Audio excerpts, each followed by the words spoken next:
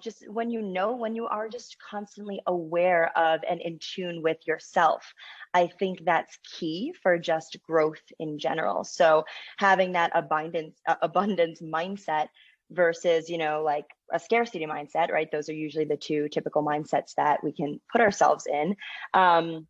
It's coming from a place where you feel that no matter what happens to you or for you, it's always going to be just a step towards something bigger, something better, right? So there's abundant opportunities for you. And even if, I'll take it to Instagram for a second, just because we all are looking at Instagram. So many of us experience this like imposter syndrome, this comparison syndrome, this like, I want to be her, I want to have her job, I want to have her hair, right? So when we do that, we're constantly putting ourselves in a place of scarcity, because it means like you won't have that job, she already has it. You won't have her hair, she already has it. You know what I mean? And so you're mentally telling yourself like, oh, she's already done that, I can't do this, I have to do something else.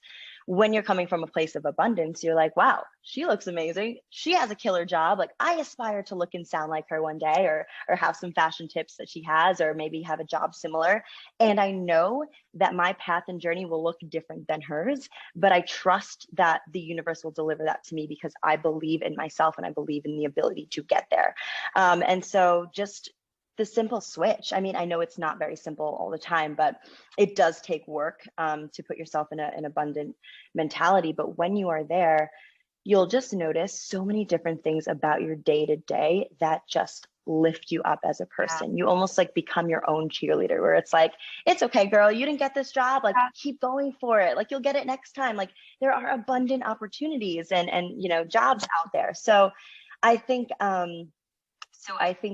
having an abundant mentality, and also being deeply rooted in this place of the gratitude attitude and showing up that way, like those are like, you are definitely going to feel more confident when you practice that mindfulness. Yeah, definitely. And I know that there's people listening who are probably like, how the heck do I do that? Life is not looking good right now. Yeah. And I've definitely been there. One of the things that I do is, now it's almost kind of funny because I just sit back and I'm like, oh, the universe is trying to teach me something. But take your failures, take, the downfalls, the disappointments, and look for the opportunity to learn. I'm not saying from, the get-go that you have to say, oh, this is great, this is something fabulous. You'll get there one day. But start by looking at the opportunity to learn. Where can I grow?